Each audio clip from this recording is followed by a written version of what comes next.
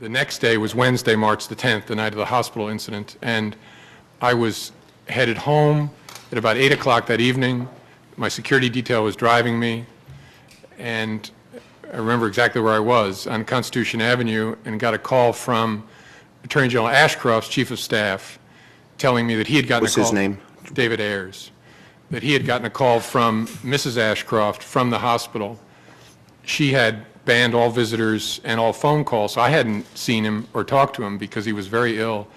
And Mrs. Ashcroft reported that a call had come through, and that as a result of that call, Mr. Card and Mr. Gonzalez were on their way to the hospital to see Mr. Ashcroft. Do you have any idea who that call was from? I have some recollection that the call was from the President himself, but I don't know that for sure. It came from the White House, and it came through, and the call was taken in the hospital.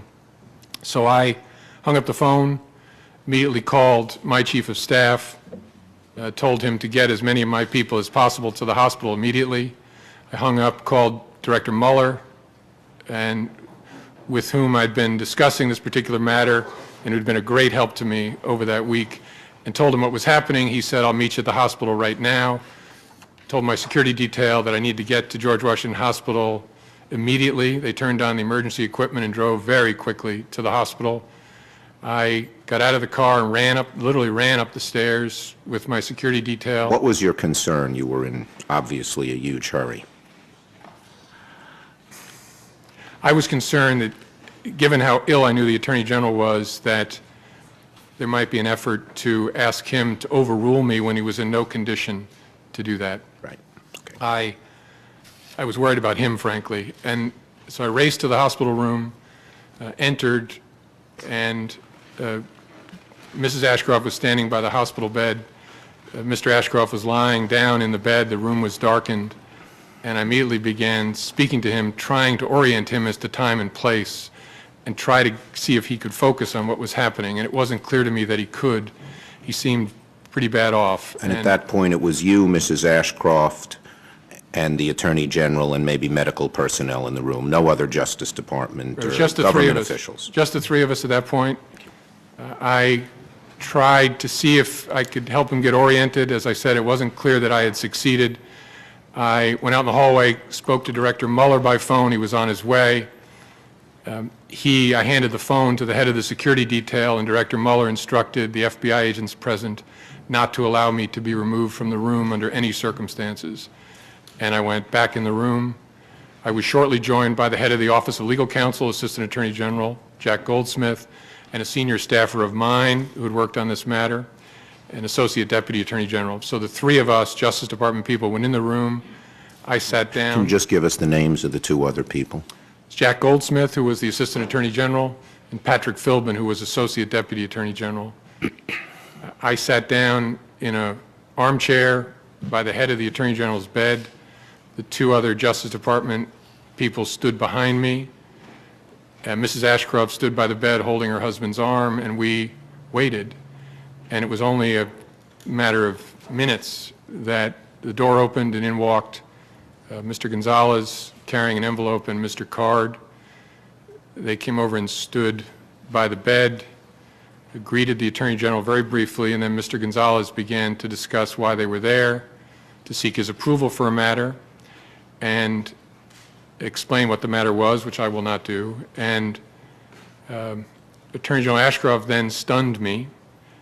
He lifted his head off the pillow and in very strong terms expressed his view of the matter, rich in both substance and fact, which stunned me, drawn from the hour-long meeting we'd had a week earlier, and in very strong terms expressed himself, and then laid his head back down on the pillow, seemed spent, and said to them, "But that doesn't matter because I'm not the Attorney General."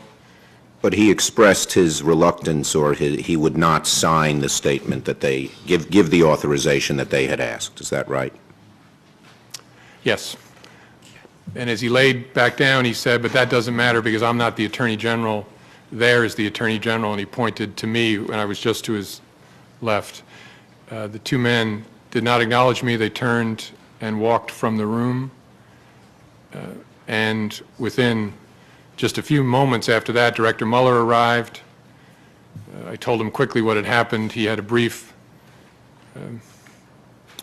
memorable, brief exchange with the Attorney General, and then we went outside in the hallway. While I was talking to Director Mueller, an agent came up to us and said that I had an urgent call in the command center, which was right next door. They had Attorney General Ashcroft in the hallway by himself, and there was an empty room next door that was the command center. And he said it was Mr. Card wanting to speak to me. I took the call. Mr. Card was very upset and demanded that I come to the White House immediately. I responded that after the conduct I had just witnessed, I would not meet with him without a witness present. He replied, "What conduct? We were just there to wish him well." And I said again, after what I just witnessed, I will not meet with you without a witness, and I intend that witness to be the Solicitor General of the United States. That would be Mr. Olson. Yes, sir. Ted Olson. And until I can connect with Mr. Olson, I'm not going to meet with you. He asked whether I was refusing to come to the White House. I said, "No, sir, I'm not. I'll be there. I need to go back to the Department of Justice first." And then I reached out through the command center for Mr. Olson, who was at a dinner party. And Mr. Olson and the other leadership of the Department of Justice immediately went to the department, where we sat down together in a conference room.